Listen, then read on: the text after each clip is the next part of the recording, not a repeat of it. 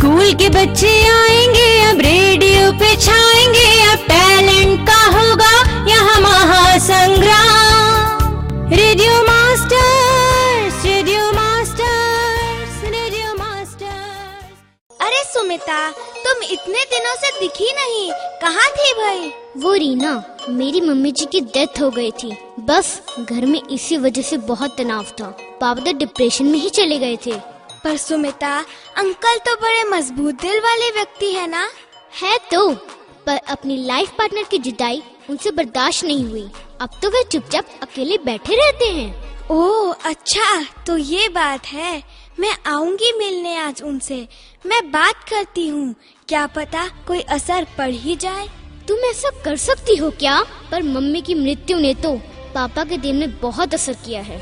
सुमिता, मैं as a counsellor काम कर रही हूँ। हो सकता है मैं आपके पापा को समझा पाऊँ। ग्रेट, मुझे तो पता ही नहीं था। क्यों ना तुम अभी चलो मेरे साथ घर पर। हाँ हाँ ठीक है, वैसे भी तुम्हारा घर आ ही गया। हाँ अंदर चलो, आओ बैठो यहाँ पापा के पास। मैं चाय का इंतजाम करती हूँ। नमस्ते अंकल जी, आंटी के बारे में पता लगा तो बड़ा दुख हुआ। हाँ रीना बेटी, अब होने को कौन टाल सकता है, पर अब सच पूछो तो जीने की तमन्ना ही खत्म हो गई मेरी। नहीं अंकल, ऐसा क्यों कहते हो आप? रीना बेटी, जीवन के इतने साल इकट्ठे रहे, इतने सालों का साथ एक ही पल में छूट गया। दिमाग में अजब सी घुटन है, सब कुछ मीनिंगलेस लगता है।